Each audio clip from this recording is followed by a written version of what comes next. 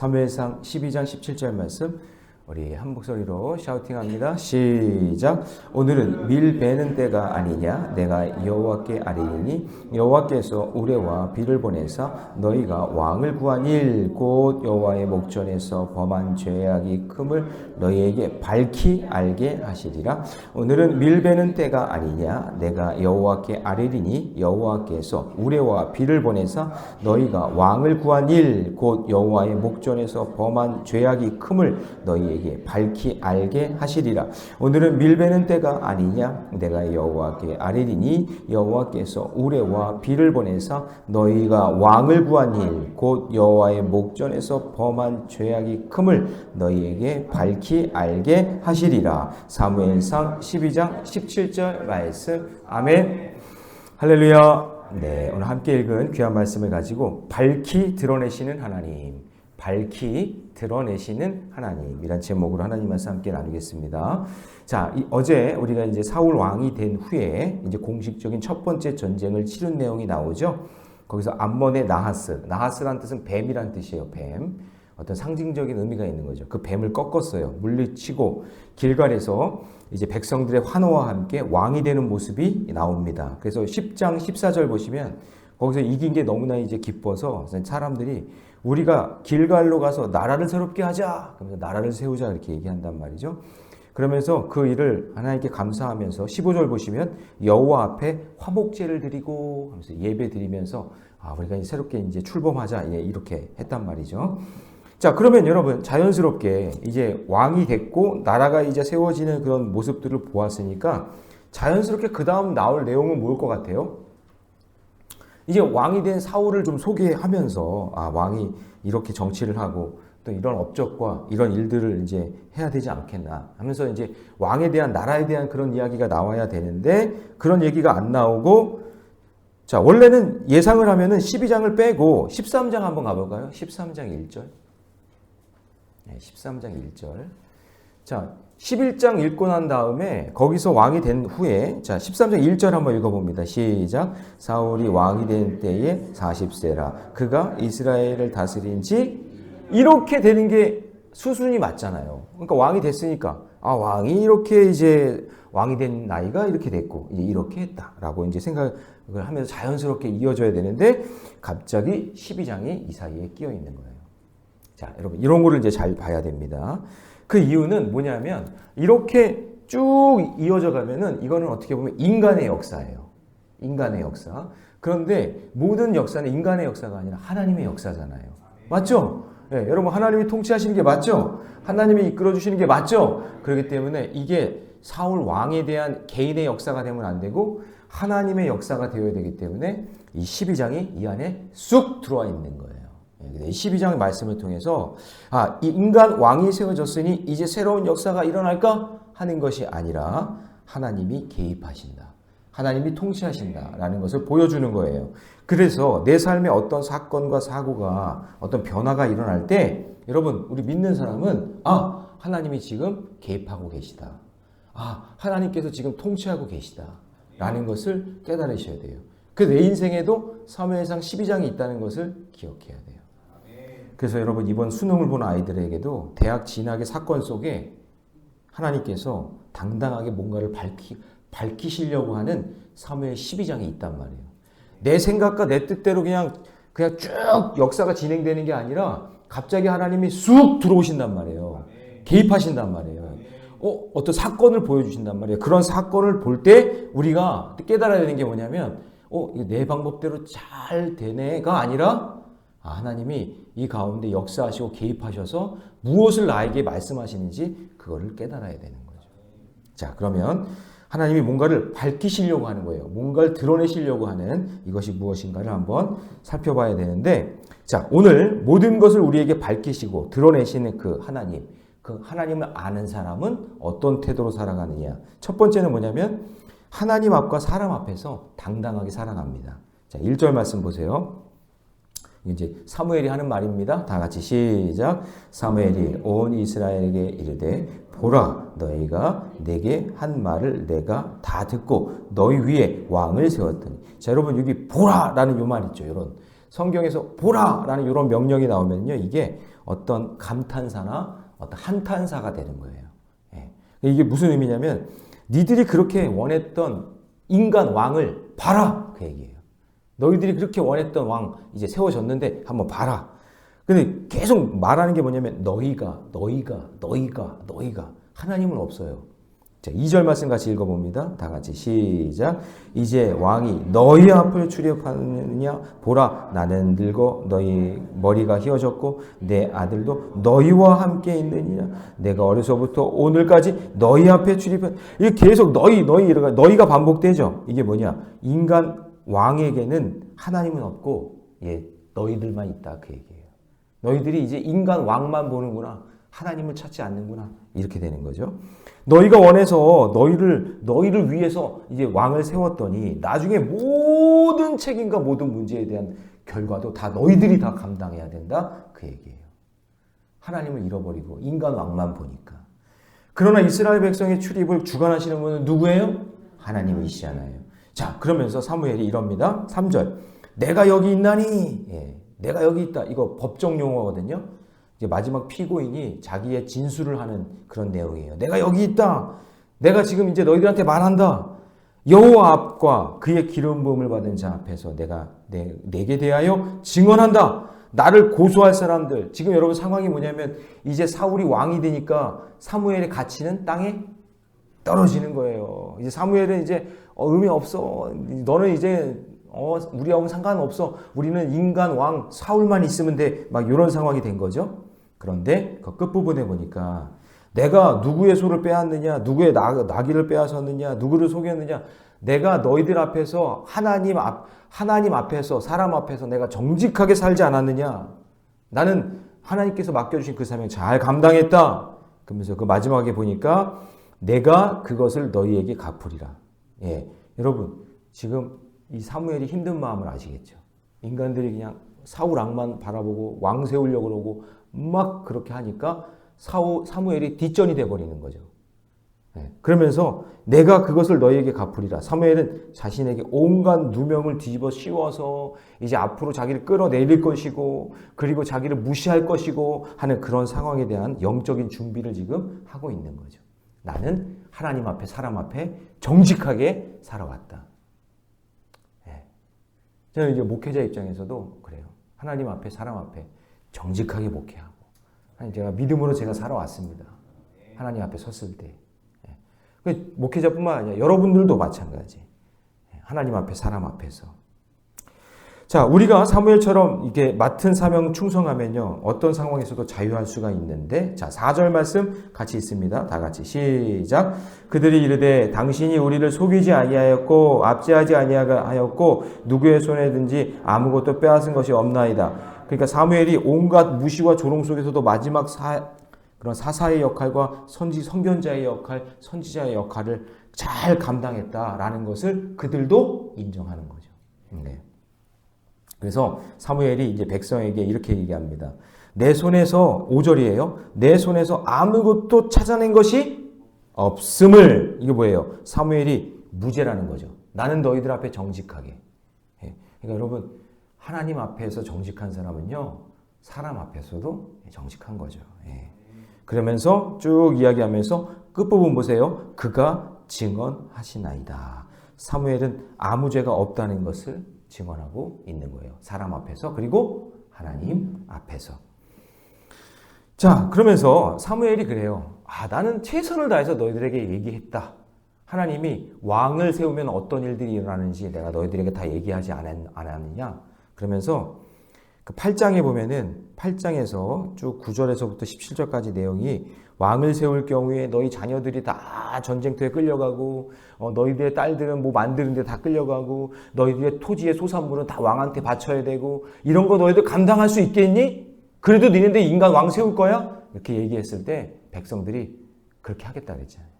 그게 넘어갔어요. 그러니까 이제는 내 책임이 아니라 모두 누구의 책임이라는 거예요. 너희들의 책임이다. 너희들이 그렇게 왕을 세웠으니까 이제 그게 다 너희들의 책임이다 라는 것을 이야기하고 있는 겁니다. 자, 그러므로 여러분 내 삶의 모든 것을 이제 시간이든 재물이든 모든 것은 여러분 하나님이 주신 거로 믿고 살아야지 그것을 구별됨 없이 내 마음대로 사용하고 하나님을 위해 사용하지 않고 자기 이익만 위해서 사용하게 되면 하나님이나 사람 앞에 당당할 수가 없는 거죠. 자, 여러분들에게 적용 질문 드립니다. 내 삶의 모든 것을 구별해서 하나님을 위해 생명 살리는 일을 위해 쓰임받고 있다고 당당하게 말할 수 있습니까?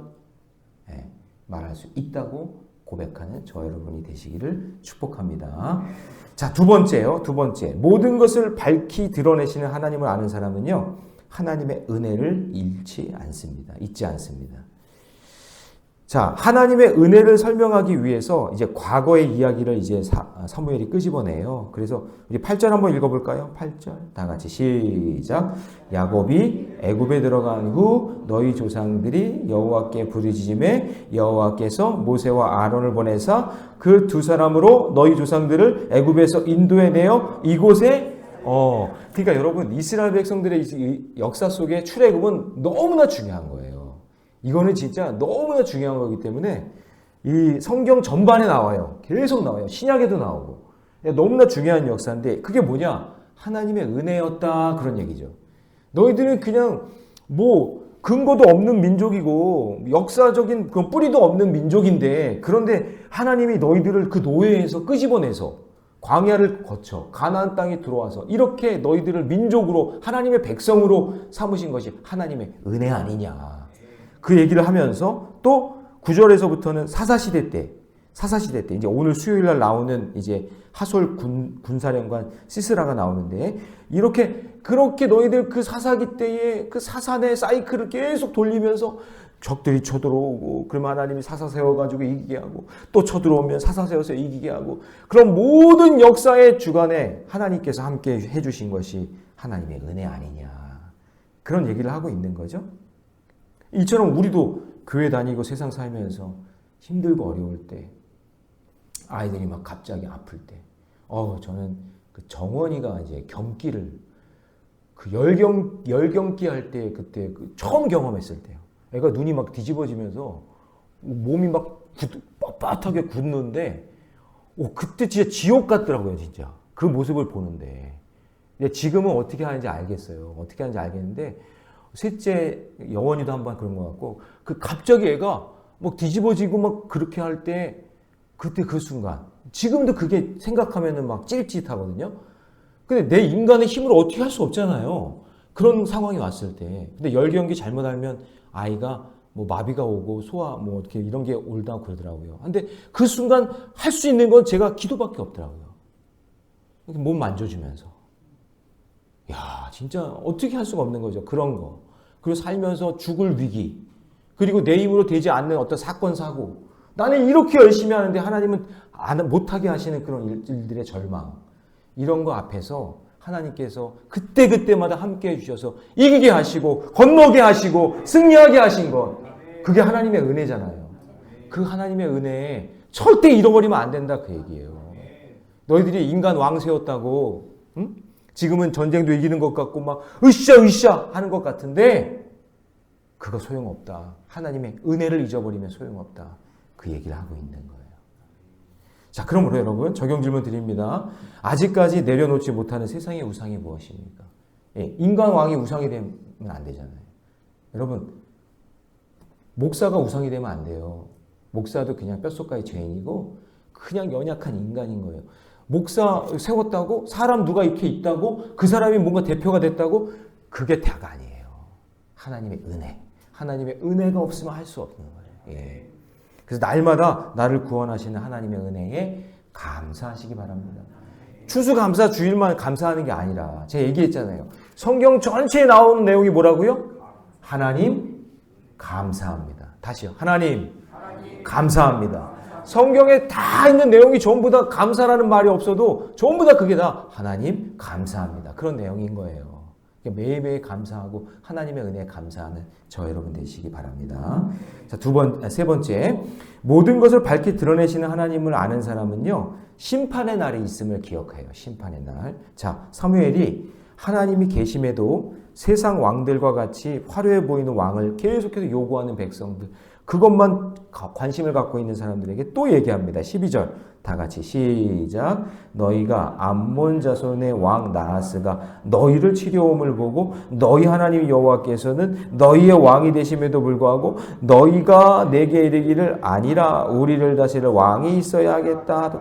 그러니까 지금 계속 너희 그러니까 이게 우리 하나님은 안 찾고 우리가 어떻게 왕을 세워 우리가 어떻게 뭔가를 해서 자꾸 이렇게 생각을 한다는 거죠. 그러니까 하나님을 의지하지 않고 철저하게 인간 왕을 의지하고 있는 그 표현을 지금 너희 이렇게 얘기하는 거예요. 그래서 13절도 같이 있습니다. 시작. 이제 너희가 구한 왕, 너희가 택한 왕을 보라. 여호와께서 너희 위에 왕을 세우셨느니라. 그러니까 하나님은 온데간데 없고 온통 너희만 있는 거예요. 예. 우리도 그래요. 우리도 지금 여기서 하나님을 찾는 것 같지만 그냥 뭐 문제 터지고 뭐 세상 속에 나가면은 그냥 하나님은 온데간데 없고 그냥 우리 너희 나 나 좀 보라고 다 나한테만 이런 거에 사람 인간적인 거에만 다 관심을 갖는다는 거예요. 하나님의 영광이 임해야 되는데 쉐키나의 하나님의 함께하신 임마누엘 하나님의 승리 여호와의 니시 하나님이 나와 동행하시고 평화 주시는 여호와 샬롬 이걸 구해야 되는데 그냥 나만 남아. 예. 그러면서 여기서 하나의 사건이 일어나죠. 사무엘이 그들에게 이렇게 얘기합니다. 자, 17절 말씀 같이 있습니다. 시작.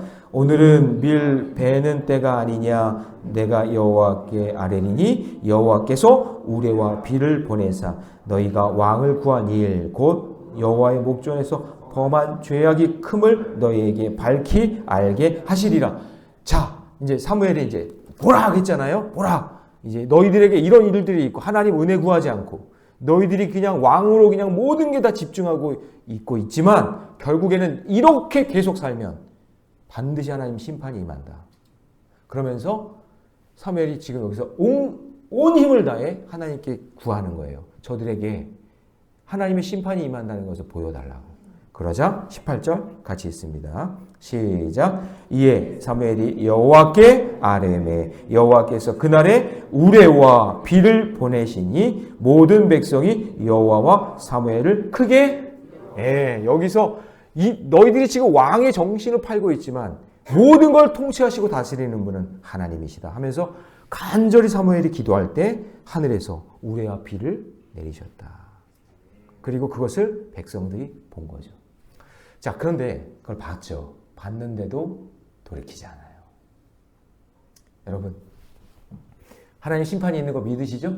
네. 제가 심판은 항상 믿지 않는 사람에게는 영벌, 믿는 사람에게는